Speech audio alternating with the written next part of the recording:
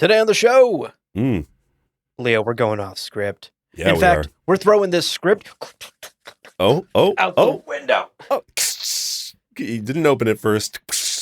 Oh no, out the theoretical window that would be open if it wasn't cold and rainy today in New York City. Yeah, we don't need a script for what we're talking about today, Leo. I trust in us and I trust in our sauce. We're improvising the entire episode.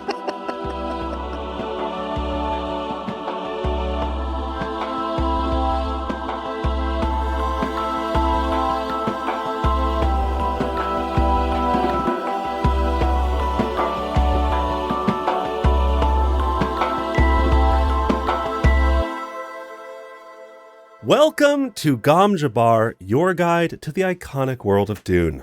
We'll be exploring the themes, philosophies, and characters found in the sandy depths of this vast universe, from Frank Herbert's groundbreaking novels to the adaptations on film and TV.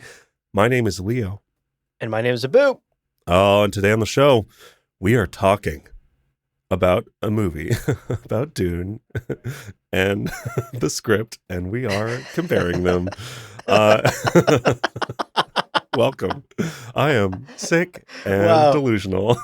Incredible. That was the most ChatGPT explanation of today's episode. I'm the human podcasting host, Leo. And I am the human companion podcasting host, Abu Zafar. It's because ChatGPT is white and can't pronounce my name properly. Was trained on Western names, yeah. Okay, ChatGPT digs aside. Today's episode is genuinely going to be a really fun one. We're also going to be joined by a very special guest who we will introduce very shortly. Very quickly, though, let's knock out some quick housekeeping before we dive in. Starting, of course, with the spoiler warning. Folks, today's conversation will contain spoilers for Denis Villeneuve's Dune films and Frank Herbert's Dune book, the first one. So make sure you've watched and read before you continue today. Indeed. Now, as always, we have a huge shout out to our Kwisatz Haderach level patrons, Daniel Dion, Jonathan Lambert, Brad Hutchins, and Seth Redden-Greer. Gentlefolk, if you were in our script, in our movie, even if someone else suggested we cut you from the film, we wouldn't. You must be in. It's one of the only hard and fast rules we have. We'd add more of you into scenes where it doesn't make sense. We'd CG more of you in. Just to spite whatever C-suite person was like, get them out of there. We were like, no, 6 times as much of them. No. So Warner Brothers executive is like, now, could we maybe cut Seth out of this scene? We'd be like, fuck you. Twice as 10 many more scenes. Seths in every other scene. CG, VFX, 10 Seth Redden-Greers in every scene. You're like, wait a second. I think that crowd is all Seth Redden-Greers? Oh my goodness! and the other Kwisatz Haderach. That's true. All of them. Wow, are we both sick? This feels like we're sick and a little high on Tylenol. Too much Tylenol. You know, tis the season. Tis the season for that vibe, especially here in New York. Well, of course, our thank you extends to all of our patrons. If we could put you on the movie, we would. Anyone who can support us, it makes what we do possible. So thank you. And of course, a very quick reminder that if you don't have the means to become a monthly supporter on Patreon right now, that's A-OK. Check out the Buy Me a Coffee link in the show notes below, where you can send us a one-time tip as a little thank you for the hard work we put into the show. It's very much appreciated. It's true. Well, let's talk the overview for today's episode. Let's talk about what we're going to be talking about. And all of this kicks off with something you might not have seen, dear listener, which is a PDF of the final shooting draft of the 2021 movie Dune by Denis Villeneuve. And of course, this script was written by John Spates, Denis Villeneuve, and Eric Roth. Now, our excellent producer, Luna. Hello, Luna. Welcome. Hello, oh my gosh, Luna. How are you feeling? Your first episode with us. I feel high on spice at the moment. I'm just taking it all in. Nice. And it's been really cool. Been a listener for a long time, so it's excited to be on this side for a change.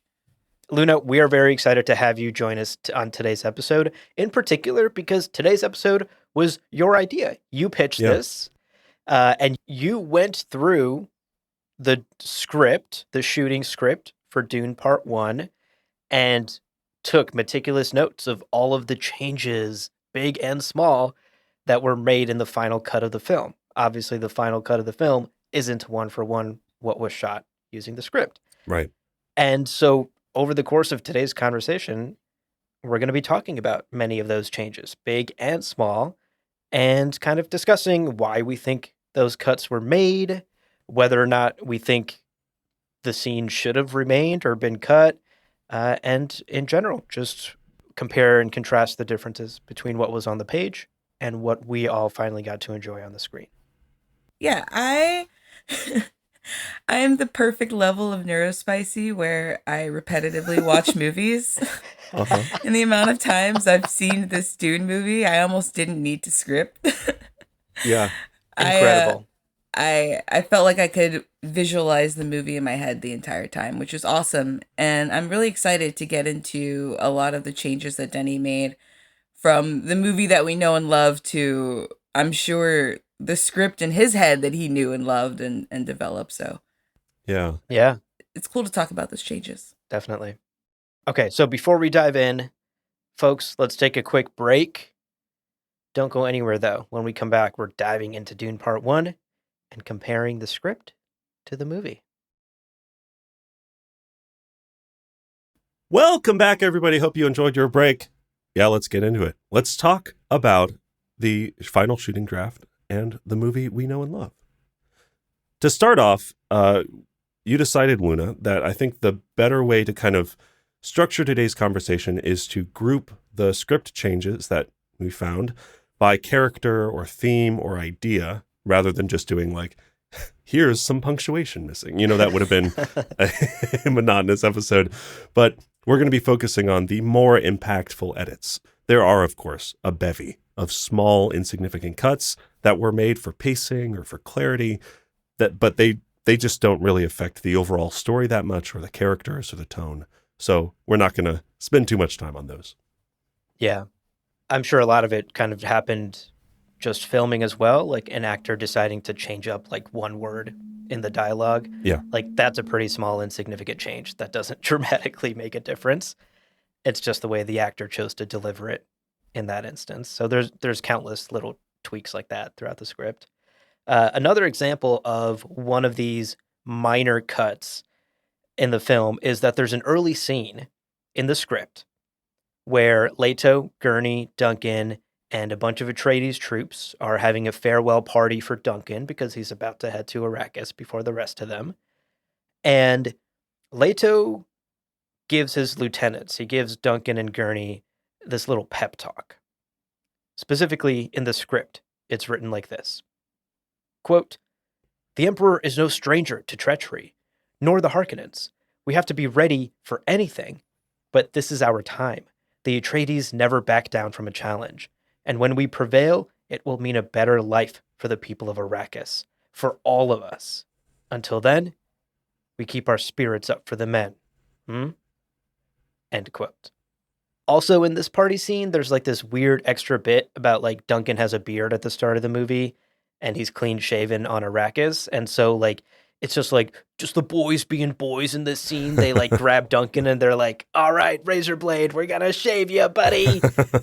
And so that's how this scene kind of wraps up, is with the whole like razor blade bit.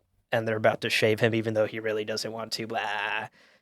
And like, this got cut. You know, obviously this scene doesn't exist in the final cut of the film that we all know and love.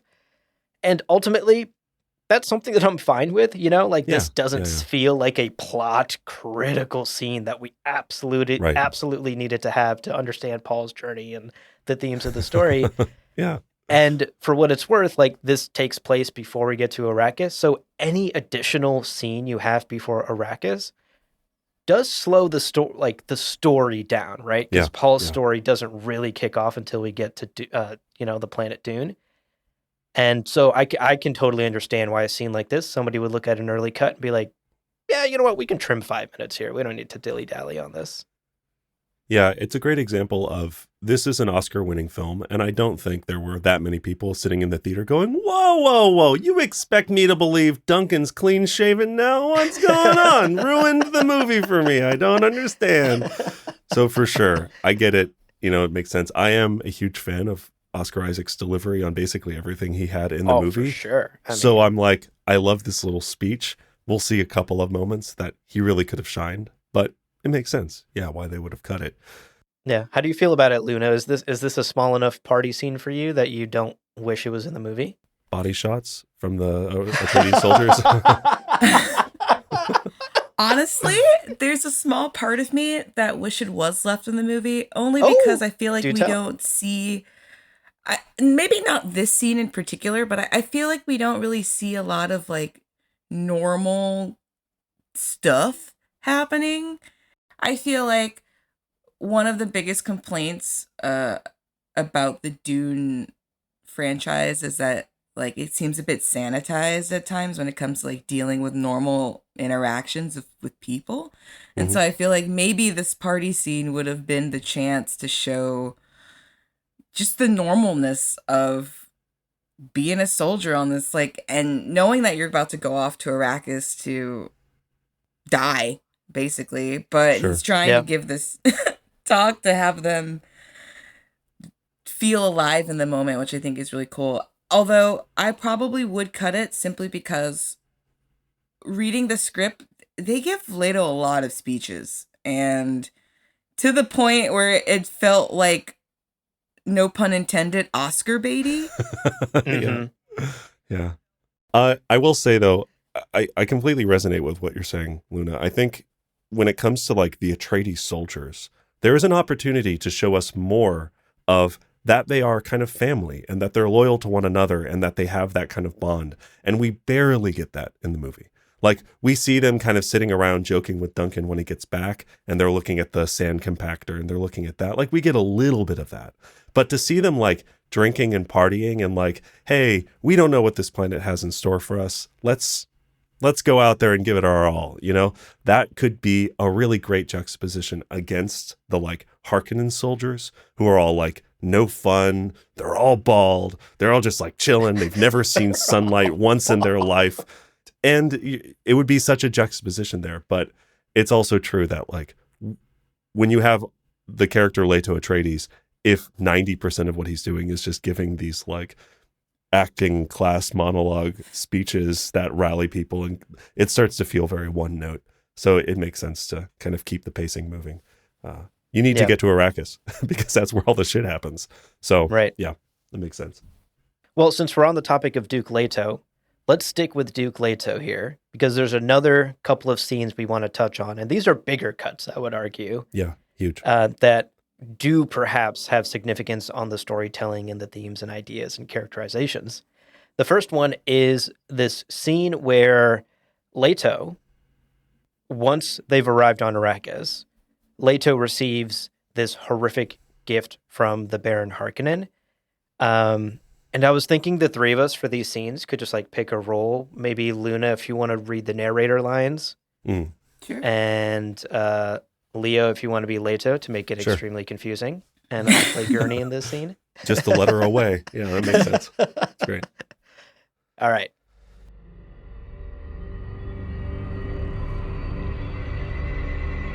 They're all looking at an ornate chest sitting on the table.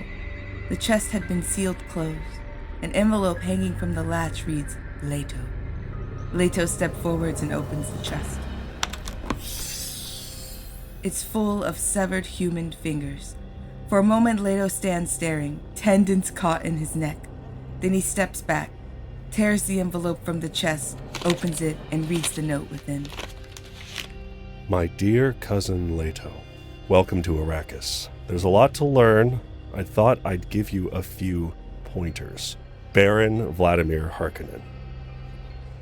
Gurney examines one of the fingers, an index finger, its fingertip stained orange. Spice workers. End scene. End scene. Wonderful job, everyone. Well job, team. I think you delivered that exactly how Josh Brolin would have delivered it. It's impressive. That's very complimentary. I think my impressions are not nearly as good as Leo's. Whoa. I'm just I over here thought, trying to do my best. wait, Gurney, Josh Brolin didn't just join the call? I thought for a second we had 4. Who was the 4th person? That's so cool. Our surprise 4th guest. So this is an interesting scene. Obviously, another one we didn't see in the movie, right? There were no chest full of fingers in the movie. Yeah. Obviously, this shows us perhaps a much more depraved and darker side of the Baron. It also throws in a little pun about pointer fingers, right? And of course, because these are spice workers that have been presumably killed, it serves another purpose in showing us how the Baron, after leaving the planet, has undercut spice production as much as possible. The Baron is setting the Atreides up to fail. What do we think? What do y'all think of this scene? Do you think it was a good idea to cut this? Would you want it back? What vibes are you getting from this scene in particular? Luna, let's start with you. I think that this scene was cut for a reason. Mhm. And I think that reason is solely to sanitize the Baron. I feel that, especially in the book depiction of the Baron, he's not a good dude. Like, let's just... What? It feels like Hot the take. nicest Oh way my to put God, that, yeah. right? I know. But definitely overt with some of the violence. Now, we don't need to take it to the 1984 depiction of the Baron, which was problematic in its own right. And there's definitely depictions of the Baron that Frank Herbert has written that is definitely problematic. But I feel like Denny did do a great job of balancing those two things. But in my perspective, from a book reader perspective, I just wanted a little bit more of a spicy Baron, you know? Mm-hmm. I feel like you don't really get a sense in the first movie of how evil of a person the Baron is. And I feel like maybe this chess scene could have been that. You know, there's a bunch of spice workers out there now who don't have their primary digit because of a parting gift. Right. Just as like a joke, a cheap know? joke. Yeah. Literally a cheap joke. That didn't even like land that well. It was kind of like, as someone who bits, he could have done better. Yeah, he could have That's all done a I'm way saying. better. It was bit. like a strong 4 out of 10, and he took all those people's hands just for that. Yeah. Yeah. That's a really great point. Also, I don't know if anyone is on the Baron's side that's telling him, like, hey, don't leave chests of evidence around that Yo, has like so your true. signature on it. But right, signed the Baron. Definitely, this was me. Leo, do you feel the same? Yeah, I mean, I agree. I think the Baron that we get in the movie is a lot subtler, and we don't have as much access to him as we do in the book. In the book, literally, we get full chapters of him explaining, oh, dear nephew, this is what we're going to do, and this is the plan, and here we are. Look at my table. It's made of drugs. You know, like, that is the Baron that we're introduced to by Frank Herbert. And you're right. Like, he's having sex with slave boys, and like, ugh, that slave boy had a poison dart inside of him. Like, it's weird shit, and that is very much absent from the movies. I think for better or for worse, though. Like, the Baron that is in Villeneuve's films is a subtler Baron.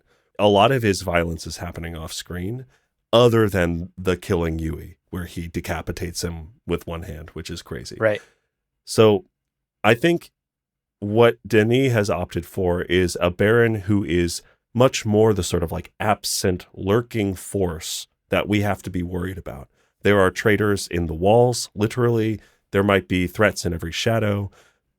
Ultimately, this is a Baron who has decided it is scarier for people not to know what he's doing behind closed doors than one who's like out here throwing fingers at people as like a half-baked, not even landing, committing to the bit joke. You know, Right. So I agree. I think that this feels heavy-handed. It doesn't feel in line with the tone of the rest of the movie. But that's also because Villeneuve tended to go toward the subtler, restrained, held back Yeah. method of giving us this story. And it's all very grounded in kind of the human decision. So generally, I think while this scene would be fun, and it does give us a little bit more of the twisted, you know, violent, awful guy that Baron Harkonnen is, I think it is still a strong choice to have left it out. because it leaves us with a Baron who knows how to operate within the confines of subtlety, even if Yeah. it's not always subtle, you know? Yeah, that was the point I was going to make. That while the Baron is quite understated in Villeneuve's movie in the final cut, I actually quite appreciate that because previous adaptations of the Baron have really leaned into the cackling villainous rhyming Baron. And I for one have been very vocal on this podcast about not liking those versions of the Baron, not liking those adaptations of his character. I loved Villeneuve's adaptation of the character because of the minimalist approach, the restrained approach. This guy's evil. Let Stellan Skarsgård just be imposing on screen. That tells you almost everything you need to know. And so I agree. I think this finger chest scene feels tonally very out of place in the movie, given the rest of the vibe of the movie. And I don't think Baron would be leaving incriminating finger evidence lying around with his name on it. So ultimately, I think it was a smart decision to cut this. While it would show us perhaps a bit more of the Baron's depravity, I personally didn't feel like I needed more. I felt like Stellan Skarsgård's performance and the brutal killing of Yui and what we did get in the film showed me plenty that this is a horrible person. All right, so moving on from the Baron and the chest of fingers, there's another scene that concerns Duke Leto that we also wanted to talk about today, because this is a big one. Yeah. And I, spoiler alert, strongly feel this should have been in the movie. Sure. So yeah. To give context here, to set it up, we are a bit later in the film. We're on Arrakis. The Atreides are settling in, but the attack on Arrakeen has not happened yet. Paul and Leto are out on the balconies of the palace, and they are discussing why the locals keep calling Paul the Lisan al-Gaib. So here's the scene. Exterior, Arrakeen residency, balcony, day. Paul looks out over the city and to the dunes beyond. Lisan al-Gaib. Paul turns to see his father join him. That's what they call you, isn't it? Voice from the outer world. He sees something in Paul's face. His jaunty tone sobers. It troubles you. Legend is a pretty word for a lie. I think you're afraid it might be true. Paul lowers his eyes, startled by how much Leto sees. But this is his father, and he trusts him more than he trusts anyone. He bears his heart. How can I make my way if my destiny was written before I was born? Leto joins him at the railing to look out over Arrakis. If I tell you one day you'll find yourself on a mountaintop, what does that change? You still have to climb the mountain. Destiny grants us nothing and takes nothing away. We have to fight and bleed for the future we want. Because when all's said and done, there's only one way to find out if a prophecy is true. We earn it. Paul nods, like a weight has been lifted, and their formality gives way to a hug. Because Paul is scared, and Leto knows, and loves him no matter who he's meant to be. Prophecies be damned.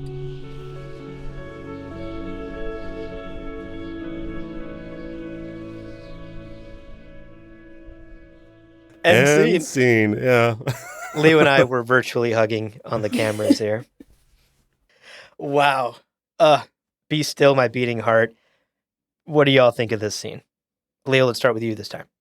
First, I'll say, I mean, I love it. I think, like, what a great scene. It shows how perceptive Leto is. It shows the relationship that Leto and Paul have.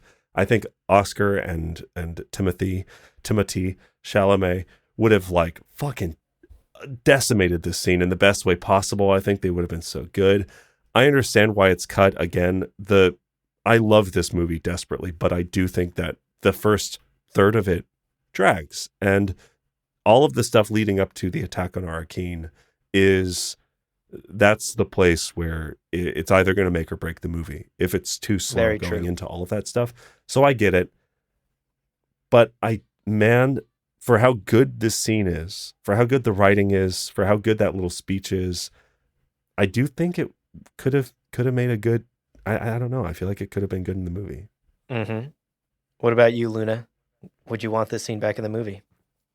I would actually. I imagine the dozens of actors who would have used this for their audition, and we were robbed Oh. as a society, I Yeah. think. And a lot of these monologues actually just absolutely robbed. But the scene was actually omitted in lieu of the Jessica and Leto scene, which is not in the script at all. Oh, interesting. I find that fascinating because we got some really spicy dialogue in that scene. Yeah. In particular, I'm not asking his mother, I'm asking the Bene Gesserit, will you protect him? And I think Right. Yeah. this script makes me wonder if there was a conversation beforehand about how involved the Duneverse, as I will call it, the Denny Duneverse, of the movie being more Bene Gesserit focused, because in this Mhm. scene you don't really have any of that. You don't have that additional context of Jessica has that duality between protecting her son and protecting Paul as a Bene Gesserit, acolyte or Reverend Mother eventually. So it's like, Yeah. it feels like that scene was needed in order to tie the Bene Gesserit into everything, versus in this scene it's strictly more about Paul and what Paul wants, which I don't think is really Denny's focus of these movies. Yeah, or at least he already kind of accomplished when they have that conversation by the grave earlier on Arrakis, where he's going, what do I do if I don't feel like I can take over House Atreides? It has very similar vibes to that, versus the Jessica Leto scene, as you're pointing out, brings something wholly new to the dynamic of this family and to Jessica's role and the Bene Gesserit. And I think Great that's point. a great call out. The other thought I had was this feels very like the chapter in the book where Leto and Paul are talking, they're alone, and Paul is recognizing how tired his father is and how Yes. just drained Leto is by all of the stuff that's happening. Right. One of the best chapters. One of my favorite chapters, for sure. And it is interesting how this version of that quiet moment between them is still focused on Paul and how he can kind of claim destiny and what the visions mean, and kind of Leto's advice as his father and how perceptive he is and all of that. But it's still kind of doing the same thing that they did together on the hill. So Right. maybe then we have this scene in my ideal cut of the movie. We have this scene, but we refocus it on Oscar Isaac being tired and being exhausted after everything, the fatigue pills, the anti-fatigue pills, and Paul loving his father and seeing him in this trap that he can't escape, and how poignant that could be. That's a really hard chapter to adapt, I think, because it's so internal, but still, I think that's like the thing that this scene could have brought to the movie Yeah. that would have been unique, and not just, oh, here's Leto giving Paul another Paul-oriented, rousing speech, right? Right. That's a great point. Gosh, I agree completely, Leo. Like, if we were to introduce this scene back in, it would require some writing edits Yeah. and some additional writing to make it more closely match the chapter from the book where we see Leto and the fatigue pills. And you're so right that I imagine a part of why this was cut is to cut down on the redundancy. We've already gotten a Paul Leto touching father-son moment. Do we need another? Do we absolutely need another? So yes, I agree that this feels redundant to the hilltop scene, but I love that it also touches on these ideas about destiny and free will and choice, and a lot of Dune themes are present in this scene, particularly that final bit that Duke Leto says, if I tell you you're going to end up on the mountaintop, what does that actually change? You still have to climb the mountain. And I think reframing that, Leo, from your lens, reframing it as Duke Leto is trapped. you're going to end up on Arrakis, but you still have to earn your future. That's what Duke Leto is doing. He is trapped in the politics of the Imperium. Paul is trapped in the politics of the Bene Gesserit. Both of these men have to earn their futures and fight for them. A really interesting scene, and I think one that could work if rewritten back in the film. You've convinced me, Leah. Well, moving on from there, we wanted to now focus on this kind of broad pattern we saw in the cuts, which is lessening the amount of exposition, basically. Yeah. Because a lot of the small changes throughout the script, especially in the first 30 minutes, are kind of balancing that you need to inform the viewer. You need to tell them the universe they're now being introduced to maybe for the first time, but also you have to keep the story moving. And man, oh man, some heavy-handed exposition has never once made anyone feel fully immersed in a beautiful, exotic world. You know, it's like... Exactly.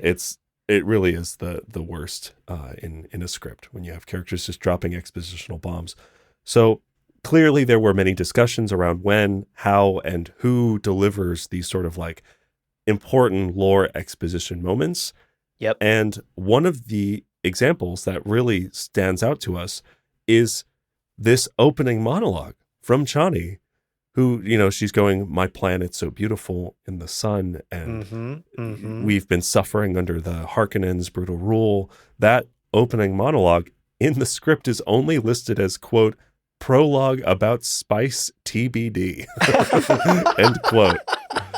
Truly the final shooting draft. Let's fucking go. But again, they know they don't need any additional footage for that. They're going to have all of the stuff, the establishing shots, all of that's done. Yeah. They have that planned, but they don't know. They're like, she's going to talk about something. We'll figure out what she says later. It's just a voiceover you have Zendaya do in the booth later at some point. Yeah, easy.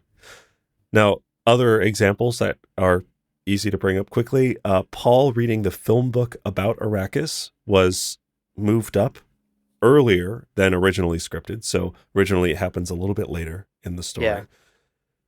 And then scenes like the Herald of the Change ceremony, or even Paul sparring with Gurney, were trimmed down really heavily, basically to simplify the lore and avoid the kind of confusion for people new to the Dune universe. Mm-hmm. In particular, I'll just shout out this Gurney one because I thought this was a really good example of the type of exposition that would tear me from an immersive viewing experience personally. Yes. I think this is like, I'm so glad this is not in the movie. This is Gurney to Paul during their sparring scene. Quote, "They're not human. In the slave pits of Giedi Prime, Rabban Harkonnen himself killed my family, and he gave me this scar to remember him by." End quote. And Paul's like, okay. Okay, why'd you say that like that, Gurney? I didn't. That's fucking weird. I didn't ask, and also I've known you for my entire life. You've mentioned it like 3 times. Isn't that line in part 2? You're right. It does. It said more or less in part 2. Chani tells Gurney, "This is none of your business," and Gurney says to her, unprompted, "He, Rabban, gave me this scar to remember him by. This is all my business." Denny and we're needed like, to keep the line in. He stood by that line. It was like, it's going in one way or another. Which is also rough, because then you have Gurney, who's like, I have a personal feud with that one fucking guy. And Chani's going, hey, this Fremen shit that you're getting yourself involved in is not your business. And he's like, whoa. Oh, hold on a second. Hold on a second. I don't like that fucking guy, so I belong here. This is all of my business. Right. Like, oh, yeah? All of it? Yeah? The whole, like, Nabe ceremony? This is your business, dude? All right. But again, for what it's worth, that line had no business being in the first 20 minutes of Dune Part 1 early 100%. on. Like, True. why confuse people by mentioning a character we don't know yet? Who the fuck is Rabban Harkonnen? And what is Giedi Prime? You know, again, this is early in the movie. Think back to how early the sparring scene between Paul and Gurney happens. True, yeah. You can't be name dropping stuff on people that early. That's why the first 100 pages of the book are so confusing and turn so many people off so quickly. And I think they were very smart in trimming down extra bits of like lore dumping like this in order to move the first 30 or so minutes of the movie along much more quickly. Also, like, Josh Brolin's delivery of, they're not human, they're brutal. They're brutal. Like, yeah, man, just end on that. Done. Like, nothing, Done. and no words spoken after that will have the impact that ending on, they're brutal. And also, it makes sense from a character standpoint. He is saying to Paul, you understand who House Harkonnen is. You might even know some of the shit they've done. You've never met them. They're brutal. Like, Yeah. I need you to understand for your own safety how dangerous all of this is. And you're not taking this training seriously enough. And because they are brutal. Absolutely. I think actually this next scene that we have that we wanted to chat about kind of speaks to this exact point we're touching on. So speaking of exposition and some of the changes made, there's a lot of Chani voiceover in the script that never makes it into the final cut of the film. There's 2 examples we want to share. Both of these examples are Chani voiceover during Paul visions. So this first one here is that one of the earlier visions Paul has of Chani, where she kisses him and then dramatically stabs him with a crysknife. So here's the scene.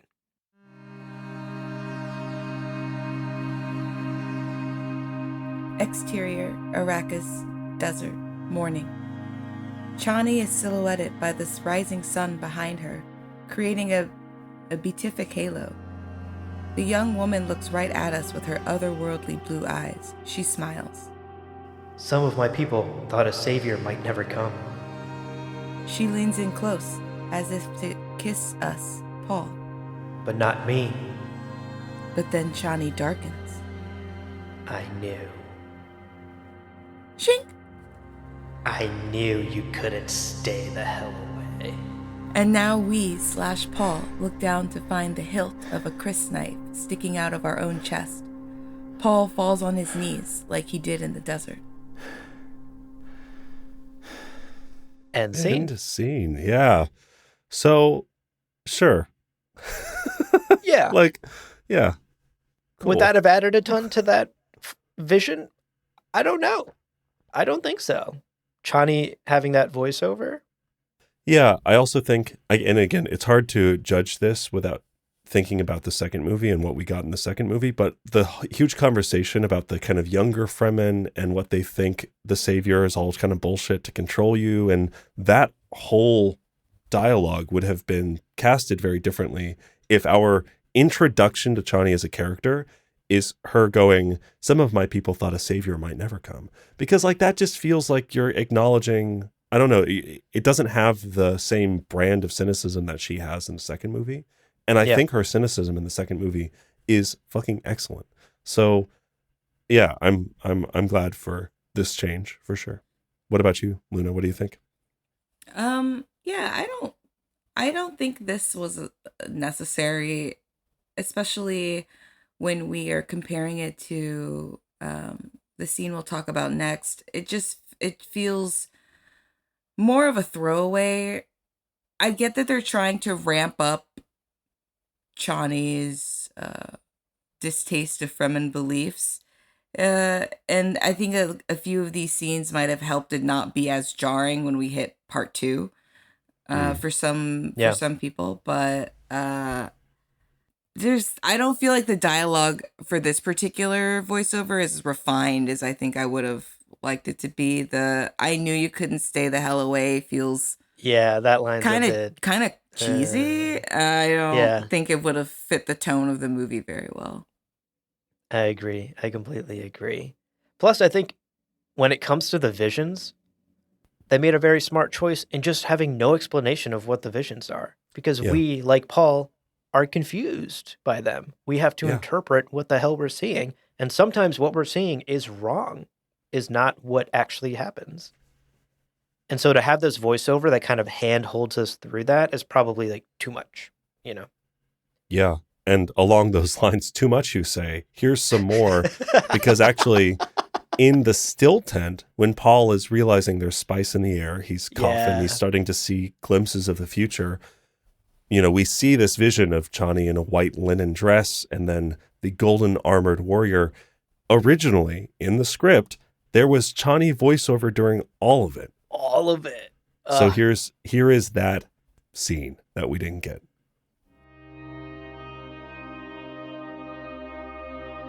She seems more mature than in previous visions, and now dressed in a long linen dress. Lisan al-Gaib. Chani lovingly motions for us to join her. Bless your coming and going. As we approach this overlook, we hear what sounds like roaring. May your passage cleanse the world. Chani points down at what's happening below, asks us a question. Will you keep it for your people? Rather than finding an adoring crowd, what we see is nothing short of hell, a ferocious battle to the death between thousands of Fremen fighters and even more Sardaukar warriors. The scene is one of endless blood and screaming and fire and terror. A warrior kills everything in his path without any mercy. We finally see his face. It's Paul. End scene.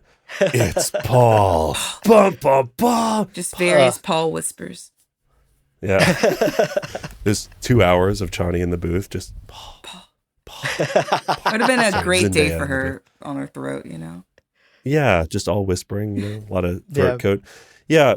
Why do we think all of this was cut? Would we put this back in the film?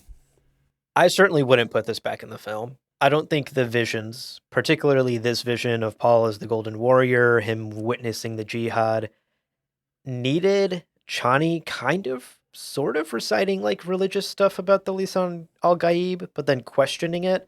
Again, I think to your point earlier, we're planting the seeds of a doubtful Chani. And Luna, you said like that might help us to the transition to part 2, but it doesn't do much for us now in part 1 for this movie, right? If anything, it confuses us more because if you as a viewer don't have the context for Paul's prescience, you're like, what is this vision? Because the voiceover is telling me something else, and what I'm seeing is almost something else. What am I supposed to be? Who am I believing here? The voiceover or what I'm seeing on screen? I think having the voiceover kind of battles the visual part of the vision itself. So I'm very happy this ended up on the cutting room floor. I'm very happy we didn't use the Chani voiceover here, and we let the visions just play out. Interpret them as you will, dear viewer, because in part 2, it's all going to come around and it's all going to make sense for you. And it makes a rewatch of the movie even more amazing because now, once you understand what the visions are, it's so fun to go back and watch them. I think the VO would have been confusing. I appreciate the restraint and the minimalist approach to the storytelling here from Villeneuve and the team. Although I will say, very interesting to get a sense that Spates and Villeneuve and the other writers were maybe already planning on a dramatically different Chani. Obviously, the skeptical Chani we got in part 2. Seems like that plan was already in place, even as early as here in part 1. Yeah. It's cool. It's cool to see. What about you, Luna? What do you think? Definitely, I'm happy the voiceover is not there. I think the scene works really well in the movie as itself with just kind of incoherent whispers and the beautiful soundtrack behind it. I feel like it works really well already, and I wouldn't want to hear more voiceover over it. I do though really love the line, "Will you keep it for your people?" I do wish that could have been worked in somehow. Maybe not in the voiceover, but I don't know. I really love that change, and I think it implies so much and so little, and it's unfortunate that it had to go away with the removal of the entire voiceover. Yeah, it could have been transplanted. Like Jameis could have delivered some version of that. Will you keep it for your people? Perhaps, you know. Yeah. It could have been. It still could have made its way into the movie, even if it wasn't a Chani voiceover. Yeah, I broadly agree with everything that y'all are saying. I think generally, like, I do feel weird being a voice actor, being like, ew, voiceover, get that out of here. But ultimately, I agree, Abu. I like the idea of Paul's visions being these sort of like wordless things that we are writing along with him witnessing and trying to interpret. I think if you add voiceover to these shots, it starts to feel like I'm watching a movie, because are her whispers, are her words part of his visions? What do those mean for him as the, I just don't feel like it's a strong piece of the puzzle.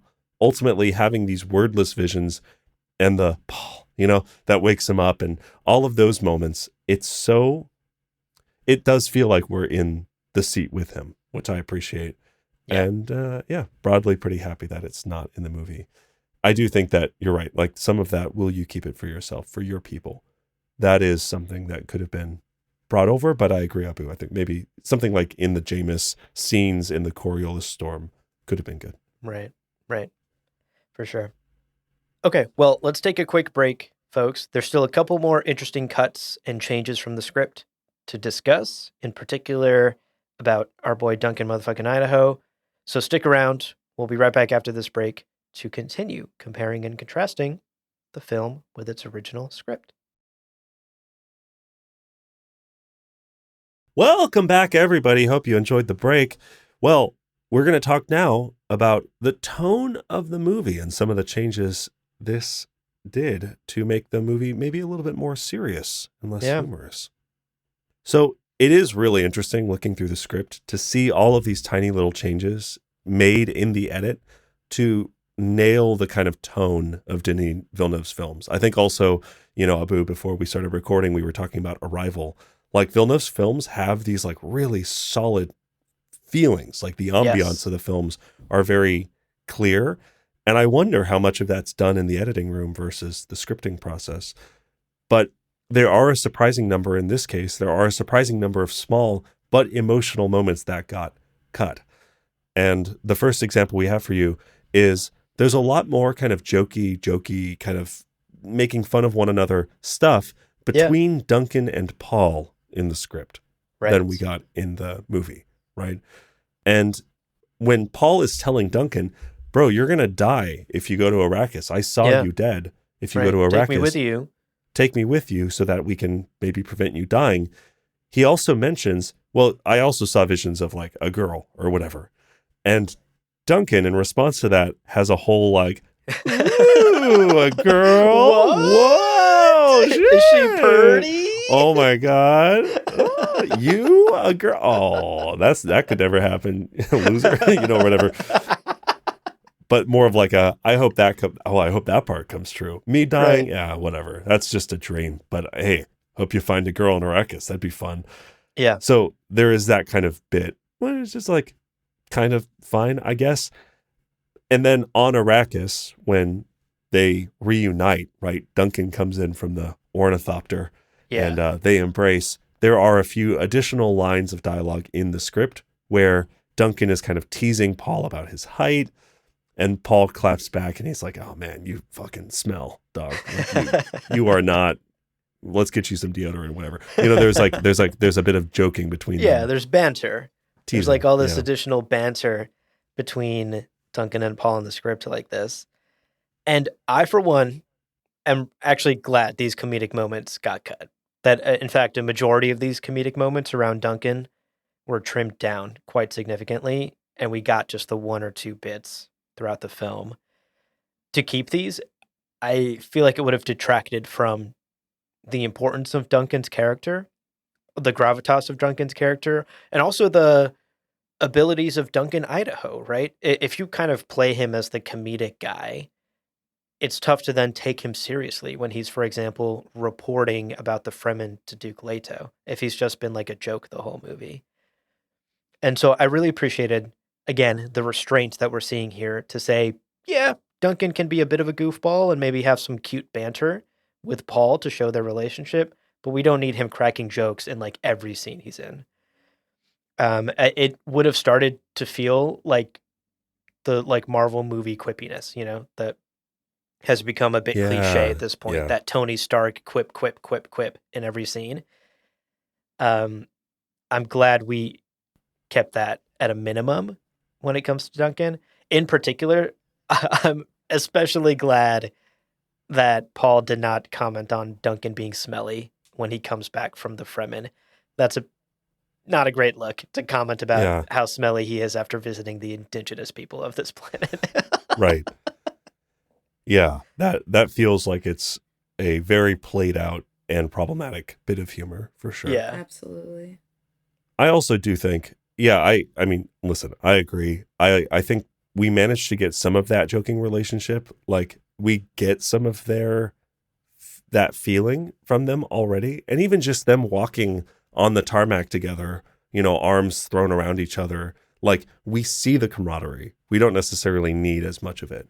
And so while I think Timothy's shown himself, especially on SNL, to be like a really excellent comedic actor, and I think he could have had a lot of fun with some more comedic moments in this, Yeah. it throws off the vibe of the movie. And generally, I agree. I think we got what we needed, and we didn't need that much more. Right. I think some of the jokes that land the best in Dune are the ones that don't have this sort of intentional joke built in. It's just the deadpan delivery. I'm almost certain, if I remember correctly, the I am smiling joke got huge laughter in my theater. or Yeah, even or even when in this scene in particular where Duncan just cuts off and just says no. That's hilarious. Yeah. Yeah. Like we don't I need agree. the like forced joke. It almost feels like improv when you just kind of take that joke a little too long, and you should have just switched scenes already, but you're still going because you don't know when to stop. Like I'm rambling right now, kind of similar. But yeah, That was funny though. You saved it. You saved it at the end with a little bit of meta humor. That's a classic technique. Classic guess also, That's right. Yeah, it's a great point. I think, agreed, the funny moments are that much funnier because you don't expect them because the tone is so serious. And then being delivered deadpan is so funny. And I think that like what Marvel's lost recently is everything has to be Guardians of the Galaxy. And that's right. it. And it's fine. I mean, again, it's something that we didn't get a lot of in action blockbusters, but now we get too much of it. So having a balance and having your own kind of original tone is great. And I think Villeneuve treaded that line pretty well. Yeah, I agree. Well, besides the comedic cuts, there were a couple of quite emotional, like sentimental moments in the script also that ended up getting cut from the final version of the film. For example, and I know this one's going to make Leo real sad. Yeah. On that last fateful night in Arrakeen, when all of House Atreides is like settling down, Dr. Yui is giving everyone their sleeping pills or whatever. In the script, as Jessica and Leto are falling asleep, Jessica's massaging Leto's head. It's a very loving, touching moment.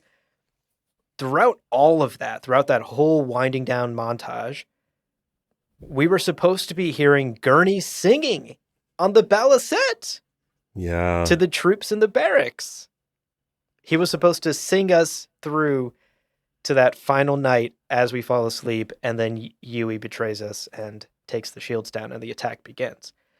Obviously, all of that is gone. No Gurney singing. The tone of that final night is much more somber and quiet versus having this like voiceover of Gurney singing an entire song for us during that montage. What do we think of that change? I think we were robbed of Best Original Song nomination. Could you imagine? Especially because what they were going to do is he was going to sing an early draft of Just a Ken or whatever that fucking song was from the Barbie movie. Word for word. It wasn't going to make any sense in context, but they were going to win the Oscar for it. Now that I said, that's a tough field. That was a tough field. Oh, man. I genuinely think this would have been so excellent. Like the scene where Jessica and Leto are going to bed and Leto goes, I don't want to take the sleeping pill. I just want to fall asleep kind of. That moment is basically perfect. So I don't want to be misconstrued as to saying like I want to change that. Right. But I do think having a scene, to your point earlier, Luna, like to have this normalcy, to have this like, this is something that Gurney does sometimes. The troops are settling down in the barracks and he's going to do a little bit of singing to like get everyone in the mood to fall asleep. Like I think that would have given a much more like world building depth to this team, to this family, to Gurney as a character. I think it would have, I am glad we got Still Suits Full of Piss. Like, that's a banger song of the summer, every summer, as far as I'm concerned. But I do think that this would have added a really nice tone shift if it is this kind of beautiful, calm moment. Maybe the words of his song are about the peace, or I don't know, whatever. And then the attack on Arrakeen is that much more brutal and that much more awful, because you see these people who were just settling in for a night of rest disrupted and killed. You know, like that would have been really nice. And I also couldn't help but realize, like, we see when Gurney wakes up, it's the only shot we get of the balisette in the movie is right next to his bed. So I'm wondering if that was either a remnant from material that they shot and recorded of him in getting into bed with the balisette and singing, or if that's just a tip of the hat to, like, okay, well, we have the balisette, we're going to feature that in part 2, but we're just going to have it here for those people who are kind of eagle-eyed watchers. But yeah, the more I've thought about this cut in particular, the more I think I would have liked to have it in the movie. And maybe that means that you push the Jessica, so Yui gives them the medicine, Jessica and Leto go to sleep. After that, cut to Gurney singing, and then the rest of the night montage of people settling in can be just like 30 seconds of this little song from Gurney, and then transition to, I guess, Yui knocking out the people or killing the guards and turning off the shields. I think that in my cut, if I was in the director's seat, sorry, Villeneuve, that's probably what I would have aimed for. I actually really love that. I one edit I would suggest even there is leave Gurney singing as Yui is killing the guards there. Oh, like shit. what an emotional like juxtaposition that would be, to have a somber, sweet song from Gurney Halleck playing as you're watching. Like, wait, is that Yui? What the fuck is he doing? Yeah. And then kind Ooh. of have that. I actually agree. I would love for this to be back in the film.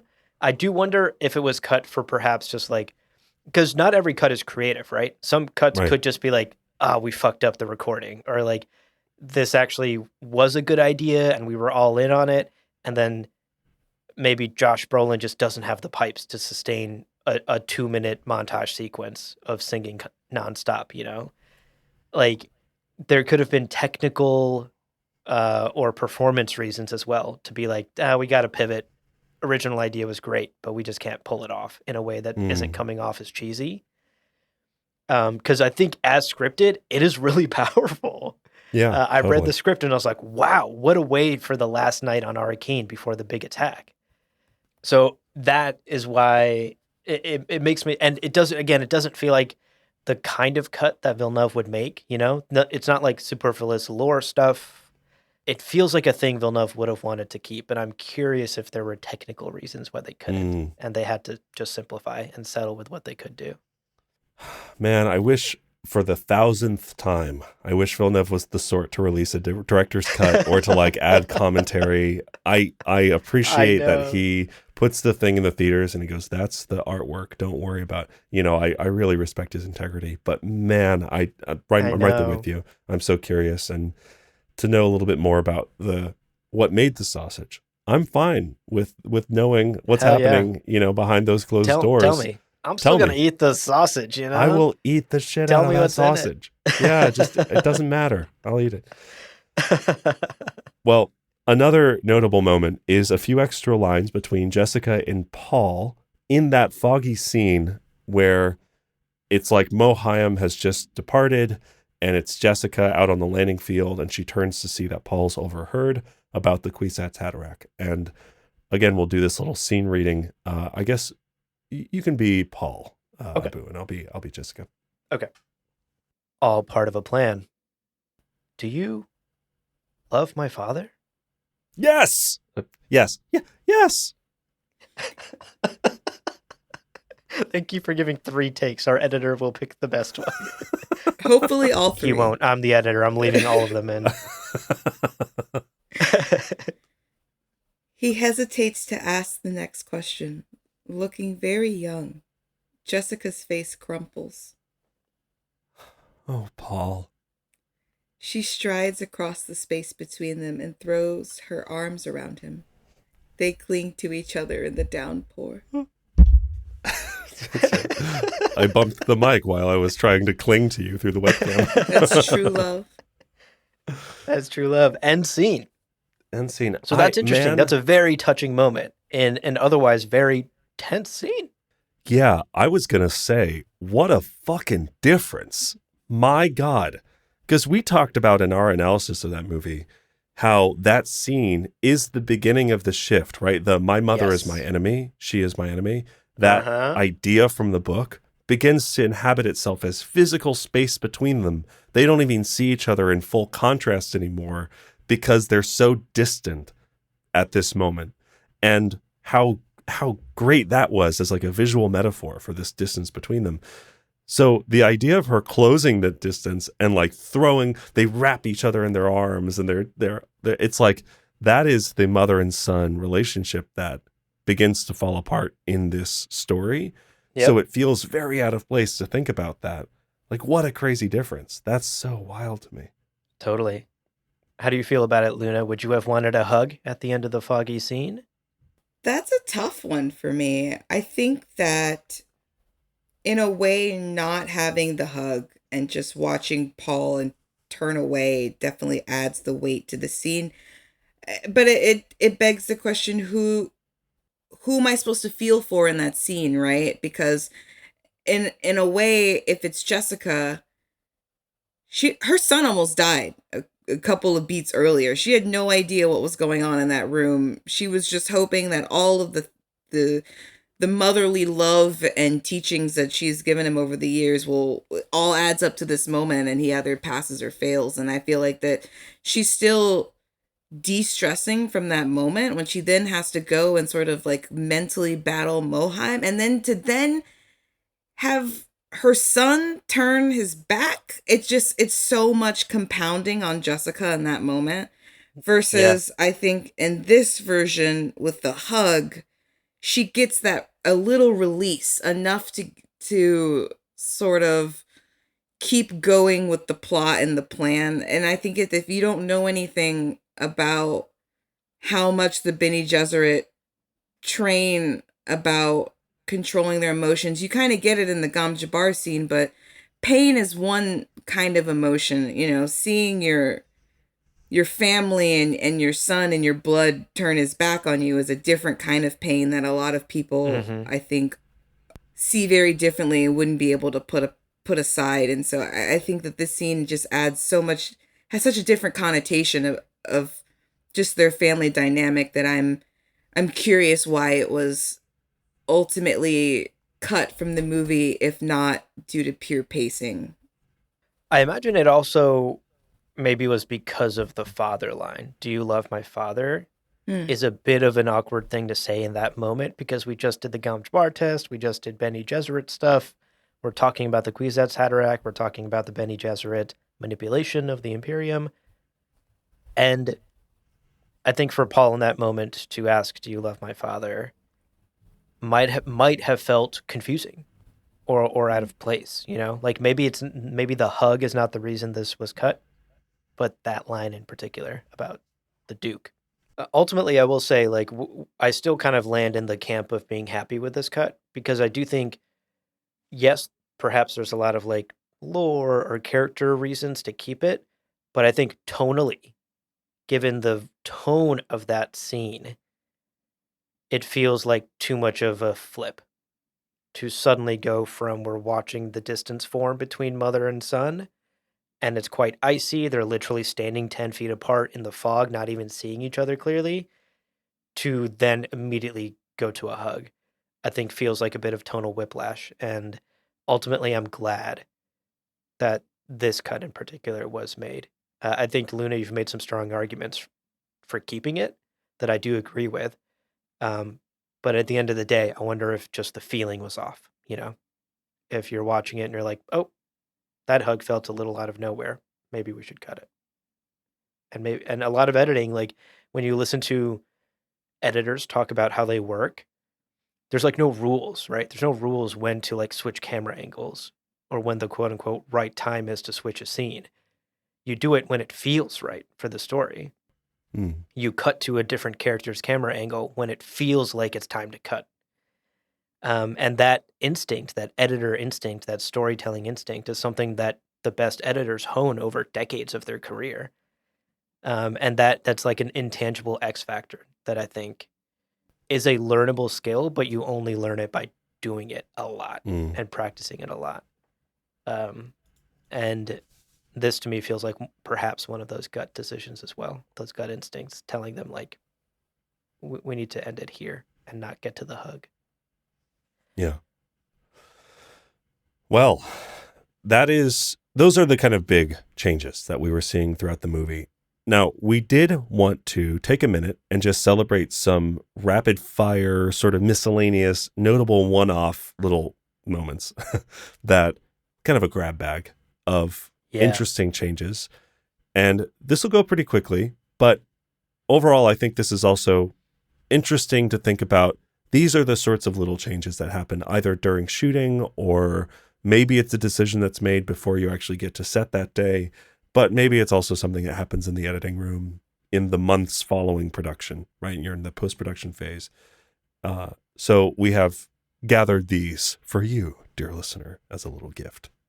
That's right. Luna, do you want to share this first one? Because this is one that you had thoughts on. You are touched by Shai Hulud. The vision is a gift. Don't be afraid to see. That was a wonderful line by Shout Out Mapes. She says to Paul in like a brief hallway passing that they run into each other in the palace. I thought that was such a beautiful line, and I'm so bummed that little scene was cut. But I do understand, I think, why overall the scene was cut. Obviously, as we've touched on several times, there's definitely a flow. To have an entire scene where two people pass in a hallway just to drop this little lore tidbit definitely feels excessive, even for me. Totally. But also I'm kind of glad that it was cut for the other reason that I feel like in Dune 1 in particular, a lot of the interactions that we get from the Fremen on Arrakis, it almost seems like when we have these dialogue from the Fremen on Arrakis, they're always dropping these like nuggets of wisdom every time they speak. And it's almost like they speak in coded nice phrases to get, I don't know how to describe it. It's very strange. They're just always speaking fortune cookies. Yeah. I think, for example, you have the gardener, who Paul meets, and, or he's talking about the palm trees and sort of giving that comparison and asking Paul about, what's more important, prophecy or the on the ground now lives of the Fremen that are suffering without water. And then we would have this shout out Mape scene, and then you have the random Jameis. It just felt like a lot over time, and it didn't feel like real people that spoke. It just felt like every single person Paul was interacting with was giving him these nuggets of wisdom. And in a movie / book that gets sort of bad rap for being a white savior story, even though it is not, I feel like when you constantly have people of color coming into the scene just to drop nuggets of wisdom, I feel like it starts to feel a little icky. Yeah, that's a great point. We'll talk. So another kind of in the same line of that, the Jameis visions during the Coriolis storm are not in the script originally, which is really interesting to me, because that the vision is a gift, don't be afraid to see. All of that is kind of stuff he gets from Jameis. And Jameis becomes this source of wisdom as well as his mortal enemy in this movie. And that's such a fascinating, beautiful relationship. So I like that they shifted the tokens from this conversation into that Jameis pot. Yeah, same. But you're right. It's like if every time you meet a Fremen, they're just like, here's what you need to know from me, white boy. And he's like, thank you, indigenous person, for your wisdom. It's the like wise black woman trope from many movies, where the black woman always only comes in to deliver wisdom to our main character and has no other purpose in the story.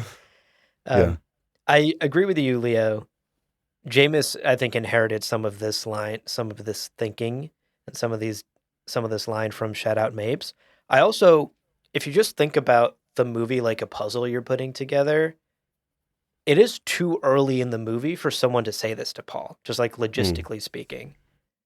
Because how does Shout Out know he has visions? That he is having visions. And even if she does, why does she feel it's her place to tell him not to be afraid? Like, it raises more questions than it answers for Shout Out to run into Paul in the hallway and say this to him randomly. So I think even just like logistically, from a pure storytelling, doesn't make sense for this scene to happen.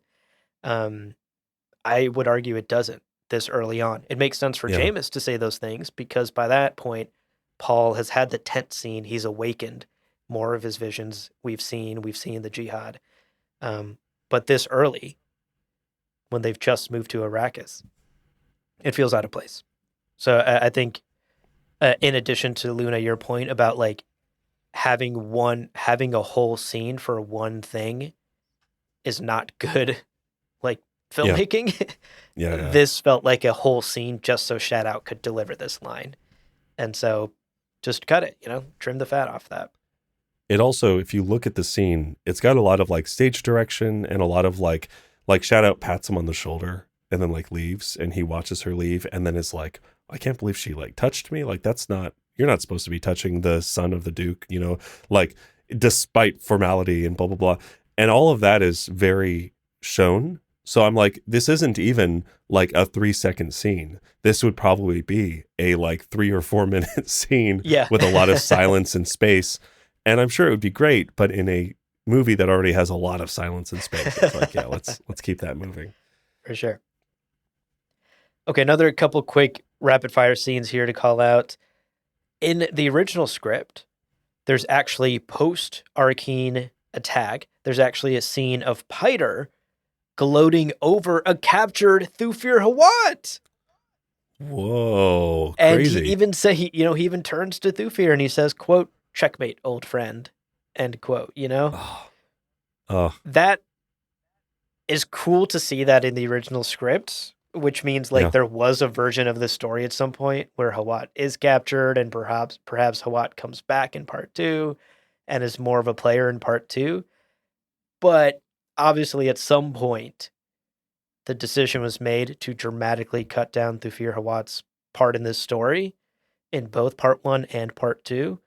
And so then, yeah, obviously you got to lose this scene. Once you lose Hawat, you lose this scene of Piter as well. Well, another thing that was cut from the film is just occasional Paul voiceover, just like Paul explaining stuff via voiceover, which got cut. And yeah, all of it got cut. There's no Paul voiceover, listen, obviously. I don't know about y'all, but thank God. Thank God. Thank goodness. Because I get it. Like, you need to sometimes give some internal thoughts, and maybe that voiceover would have been Paul's perspective, which could have been good to get in moments where what he's actually saying out loud isn't justifiable, and you could have some like internal depth. He could think to himself how tired my father looks. Like, those are things that could be said. But that just immediately starts feeling like the 1984 film, where it's like narrations everywhere because they didn't do a good job of kind of setting up what's happening on screen. Yeah. Look, I'm sure someone will email us or respond and call me out on this, but I think if you have to resort to writing your character's thought in a movie, you have failed to make the movie. Yeah. Filmmaking is a visual medium. Say it on the screen. Filmmaking is a performative medium. Have your character perform it. But do not have voiceover thought bubbles happening. Right. That to me is an utter failure of filmmaking. And it's funny to see that there are occasional moments of Paul VO throughout this script. I think the most illustrative one, for example, to give one example, is in the Coriolis storm. There is no Jameis, as we mentioned earlier. Instead, there's Paul VO as he's thinking about piloting the ornithopter through the storm. He thinks things like, I got to get this over 5,000 meters. Okay, I'm almost through the eye, and I get just up and over. Like, how awkward would that have been in such a beautiful, tense scene? Yeah. It's like one of the best moments in part 1. And how narratively jarring would Yeah. it have been to suddenly hear Timothée Chalamet thinking things out loud? And instead, I think very elegantly, the solution they came up with that also fits thematically in the story is alternate visions of Jameis teaching him. Yeah. Visions of Jameis guiding him.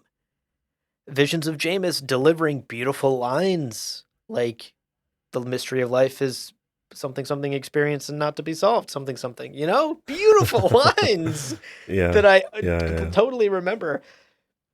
I think what an elegant solution to a genuine problem, right? Dune is a very dense book with a lot of internal monologues happening. Translating that is one of the reasons that for decades Dune has been considered like unfilmable. Right. And I think Villeneuve and the team landed on a very elegant solution, but it's still interesting to see that even this team, at one point or another, was considering internal monologue voiceovers as a way to make this story work. My name is a killing word. Man, in a different universe, though, it would be fun to have Timothée Chalamet perform all of those lines, like all of those like awkward whispered. Yeah. My name is a killing word. Right.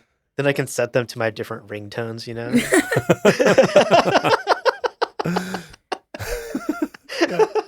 People are like, that is a very niche ringtone, my friend. Not even music. It's just Timothée Chalamet. My name is a killing word. So I'll wrap up on this one last one that I thought it's just a personal vendetta. Still, I think one of the things that is the worst moment in the first movie is Kynes. Liet Kynes, walks in Sietch and City. Kynes, a person of the desert, a Fremen, a planetologist, brilliant, about to ride a worm, excellent, snuck up on, I'm sorry, by a small troop of Sardaukar. Bullshit. Absolute bullshit. In the book, Kynes, trapped, political trap, makes perfect sense. Makes sense that political trappings would be the thing that would be a downfall for a Fremen trying to operate within the power structures of the Imperium. That makes perfect sense. In the movie, to have Kynes just be snuck up on by a guy who just stabs her in the... That's so dumb. Not even like an elite Sardaukar. Just some dude. Normal fucking John Sardaukar is just out here with his little stabby blade. Bullshit. Right. And there's like 2 of them, 3 of them. They're all making sound everywhere they go, chirping in their Sardaukar. Such bullshit. I hate it. I still hate it so much. In the script, it's a little bit better. So I'm here to tell you, dear listener, it's a little bit better. Specifically, it is 1 Sardaukar, not 3, which again, my suspension of disbelief, the idea of 3 fucking people stumbling up a sandy hill quietly, impossible. Right. When's the last time you convinced 3 people to be dead silent at the same time? Name one example. Never happen. It can never happen. We're in a podcast. We can't do it. It's impossible. But I already improvement. 1 person. Sure. I can understand that. And in particular, it's listed as Sardaukar assassin. So this might be a specialized Sardaukar. Someone who is stealthy, has maybe fancy equipment that gives you an answer to how the fuck did this happen. That's great. That would have bothered me so much less than the fucking 3 John Sardaukar, normal ass Sardaukars sneaking up on a Fremen in the desert. Bullshit. Right. God, it's I bet dumb. this was their first fucking deployment. Like, they've never even seen sand and they're walking silently. Idiots with rhythm. Ugh. Whistling. Yeah. I don't know. It's dumb. Kynes would never get snuck up on by. Put some respect on Kynes' name. All right. So anyway, just wanted to throw that out there. In the script, the shooting script, it was 1 Sardaukar assassin. Otherwise plays out the same, the pounding on the sand. And both individuals, Kynes and the Sardaukar assassin, are eaten by the gaping maw of the sandworm of Shai-Hulud. Right. So that's fine. I great. Yeah. Well, folks, there you have it. A number of changes between the original shooting script of Dune Part 1 and the final cut of the film that we have all watched and enjoyed countless times. Luna clearly holds the record. That was super fun. Thank you for pitching this idea, Luna, and thank you for doing so much of the research on it. This was also a great excuse personally for me to just watch the movie again, which for the record, always fun. Still fucking slaps. Like, I had so much fun rewatching the movie. It's been quite some time since I've revisited it, so it was nice to go back and watch it again. Before we let you all go, though, to wrap up, you all know the drill. A couple of quick reminders. Indeed. And the first one is, hey, you want to support us? You want to help us do what we do? Keep Gom Jabbar going? Keep the lights on, all that? Well, the two best ways to support us, one is to become a patron over at patreon.com/Gom Jabbar. And the other way is to buy some Dune-themed swag from our merchandise store. Those links are in the show notes. Check them out. Great way to support us and help us keep doing what we do. That's right. And of course, we want to hear from you. So email us, gomjabbarpodcast@gmail.com. Send us your thoughts on the changes we've laid out today. Would you reintroduce any of these cut scenes back into the film, and why? What would your cut of Dune Part 1 look like? Send it to us. Send us your Dune spec script, I guess. I don't know. Don't send us that. I don't want to read all that. We already get really long emails. Send us your thoughts. gomjabbarpodcast@gmail.com. We always love to hear from our listeners. Okay, so question. If you had to add a box of index fingers cut and sent with a threatening note to a movie, what movie would you add a box of cut index fingers to? I'm gonna have to go with the Barbie movie. Oh. Holy shit. Wow. Hear me out. Yeah, The scene I'm is, listening. Please. I'm locked in, Luna. She's Barbie. It's like a post-credit scene Yeah. after the whole gynecologist bit. Yeah. She goes home to her yeah. first apartment, which is like in a really run-down part of town, and she's just like, "Oh, hi," to like random strangers outside that clearly look sketchy. And she goes to like throw away her trash for the first time, and she's clearly struggling because it's very gross. And she's like, "Ooh, a box!" And like right next to the trash can is a little box, and she opens it, and it's just nothing but fingers. Yeah. And she goes, "Oh my God. I'm so sorry someone lost all of these. I should take them home and try to find the owner." And then we just hard cut. Yep. I feel like And that's the sequel. That's Barbie directed by movie 2. Luna. it just seems like a Greta Gerwig kind of like hard pivot. I could see her doing it. Well, friends, there is no real ending. It's just the place where you stop the recording. But this podcast is always one step beyond logic, so help spread the word of Muad'Dib and leave us a review on Apple Podcasts and Spotify. And be sure to check out the other shows on the Lore Party Podcast Network on loreparty.com. You can also follow us on Twitter and Instagram at lore_party. And we are, of course, also on YouTube. Thank you so much for listening. And remember, whoever controls the podcast controls the universe. We'll see you on the Golden Path.